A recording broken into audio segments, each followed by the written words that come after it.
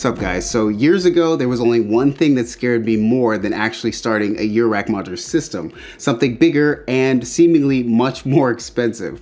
5U or large format modular. I assumed bigger meant more complicated, and up until about 2 months ago I wouldn't have dared to start a system at all. And while I decided to take on a personal challenge, see if my understanding of Eurorack could better help me in building a large format system, one that I could use harmoniously with my current Eurorack setup. So I did, and surprisingly it's a lot easier than I actually thought. First off, this is not necessarily a continuation of the 3-part Eurorack for Beginners series. This is sort of a prequel, and with all transparency, I purchased the case and all the cables for my system myself. Noise Engineering supplied the modules for educational purposes only. They didn't give them to me and they didn't pay me, so these modules will return to Noise Engineering very soon. As per usual, this video is produced out of my very own, now very empty pockets. So without further ado, let's get into starting my very own simple large format modular system. First and foremost, for those of you who have no experience with modular, I encourage you to watch the 3-part series I produced entitled Eurorack for Beginners. There I go into depth about personal case and power supply suggestions, my personal philosophies, and I explain my building block methods, so I suggest to go there first. First off, guys, I know that starting a modular system of any size is a large investment in both the time researching the modules you want and, of course, the financial side. There are 2 main formats of 5U style modules, MU and MOTM, with several others that are based on MU or MOTM but may have one or more variations, from subtle cosmetics all the way to critical differences in voltages and panel width. I've been told that the majority of modules in the 5U format use plus minus 15 volt power, while a few use plus minus 12 and occasionally some need plus 5 rail. It's always good to know the differences before buying a module to add to your system. Also, I'm well aware that some people out there are analog purists and they'll look to make specific module choices based on those preferences. Some totally don't care and are interested in whatever sounds best and fits their personal and creative interests. I find myself somewhere in the middle, and either way is totally okay. But the Noise Engineering modules here are all digital and they all sound wonderful. The 4 modules I have are the Bacillus Iteratus Magnus, the Manus Iteratus Magnus, the Cursus Iteratus Magnus, and the Ataraxic Iteratus Magnus. I'm going to focus on 2 of the modules more specifically, the Cursus, which is the CIM for short, and the Ataraxic, which is the AIM for short, as they're newer modules and I use them the most, so I'm more familiar with them. And I think most people out there might actually be familiar with the Bacillus and the Manus because they already come in a Eurorack format.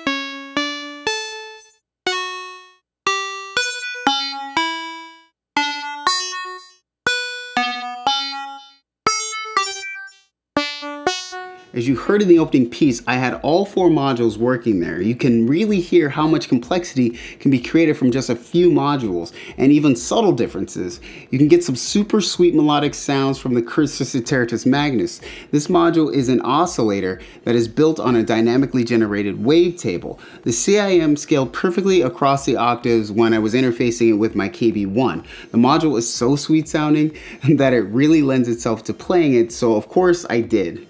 I use a ton of different types of outputs from my Eurorack to modulate the sounds in the 5U system, using like syncing LFOs to envelopes to sequencers. The best advice I can give to anyone is to treat large format like any other system. Experimentation is better than me telling you what the hell to do. Large format, or 5U modular, is seemingly much easier to understand on the surface. Take for example something as simple as module sizes. To the beginner, Eurorack sizing can be intimidating. Look at the 4MS STS module and tell me how many HP you think it is. Take a guess. Well, it's 20 HP. Simple, right? Well, no. To a beginner, the first question they're going to ask is, what the hell is HP? It's not health points. Traditionally in the large format world, sizing is much smaller numbers and is simply divided. I was informed that using the term HP to measure the size of 5U modules is a new concept brought on in the modular grid age. So according to MG, these noise engineering modules are 2 HP.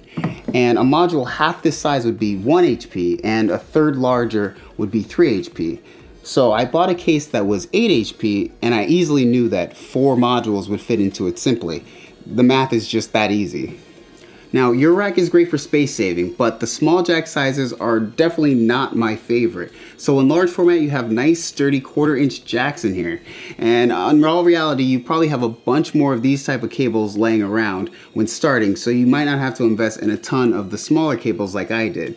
I actually had to purchase some more cables, so of course Amazon was the answer. I got a pack of 1/4 inch to 1/4 inch male cables and a couple other specialty cables, 1/8 inch to 1/4 inch male cables to hook the systems together. Now, patching between your Eurorack system and a large format system can be done in a couple of ways. Firstly, you can purchase some of the 1/4 inch to 1/8 inch male cables like I did, or you can purchase something like the Octal Jack interface by Modular. They'll react the same way, though I think for the price difference in the cables versus the interface, the overall increase in case size, it favors buying just the cables, especially if you're going to use the cables for something else down the road.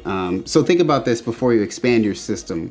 So powering your system I found to be much simpler in terms of the way in which I plugged in the modules with the power cables. So when I was buying my case, I was informed that the .com power plug on these modules can only be plugged in one way. Basically, on Eurorack, you can easily plug in a cable backwards, but there's more about this in the Eurorack for Beginners series. Here in 5U, the 4 NE modules that I have the MTA 100 power plugs, so you can't plug in the module incorrectly because you have only one option. The filled pin slot restricts you from plugging it backwards.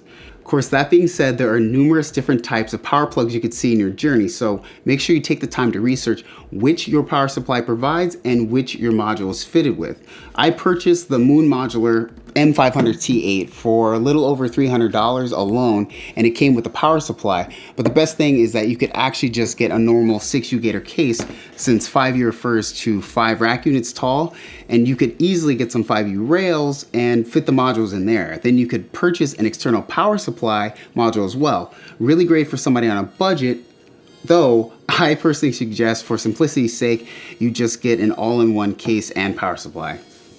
Guys, a large format modular system shouldn't be intimidating. I definitely think the size of the modules and the cost really scared me at first. Keep in mind that I'm no expert and I had a ton of help from people much wiser than myself in creating the video.